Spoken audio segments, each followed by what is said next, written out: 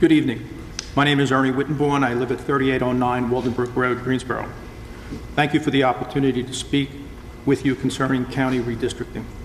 I urge you to consider the intent and spirit of House Bill 450. The State Assembly reduced the number of commissioners from 11 to 9, one of which would be elected at large. The districts would be compact, cohesive, competitive, community-based, and compliant to the 1965 Voter Rights Act. Subsequently, our commission was entrusted with the responsibility to draw the new districts. Now, that's obviously moot at this point, but why would the State Assembly take such an action? The answer is simple. In the early 1990s, the then Democrat-controlled State Assembly instituted the 11-member plan to ensure the long-term control of the county commission by the Democrat Party. The Assembly relegated the county Republicans as mere political observers and marginalized the large number of Guilford independents. This eliminated all political discussion prior to elections, as the outcome was all but predetermined by the primaries, or even worse, uncontested elections. The result is that commissioners have remained in power for long periods, creating fiefdoms for themselves, but stultifying political discourse. Why would we want compact, cohesive, competitive, and community-based districts? In short, such districts would encourage large numbers of the electorate to become engaged in the process, thus improving the depth and width of our democratic process. With this engagement, vibrant discourse will occur, generating new ideas to address the ever-changing needs of our county population. Effective solutions that include modern organizational efficiencies may well result in the delivery of improved services to the county population. It is imperative that Guilford County develop an imaginative, attractive economic environment and related low-cost infrastructure to induce more private industry to our area.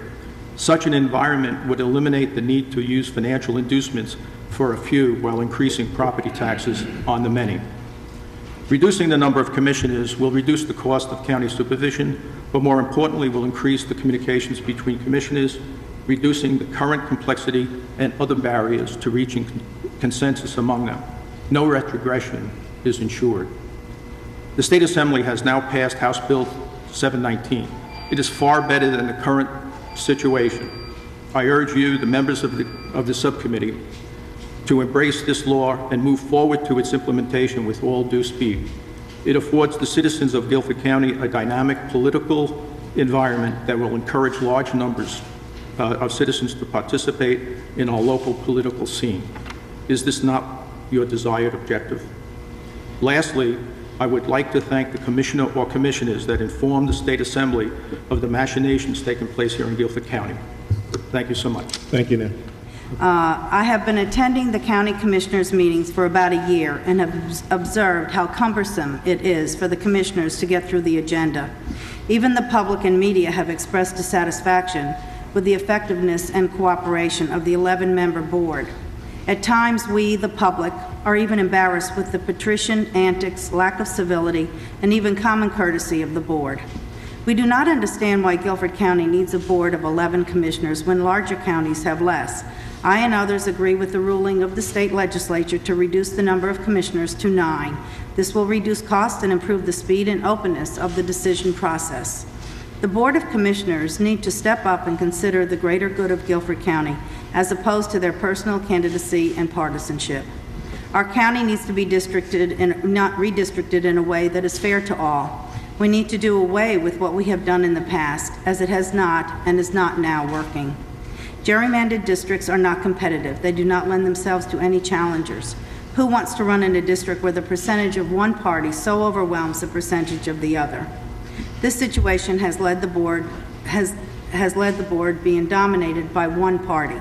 This party has gotten us in a situation where the county is financially burdened. Some proposed district maps are an embarrassment. A glance at the proposed maps is all that is required to quickly identify gerrymandering. One of the speakers pointed out what good looks like.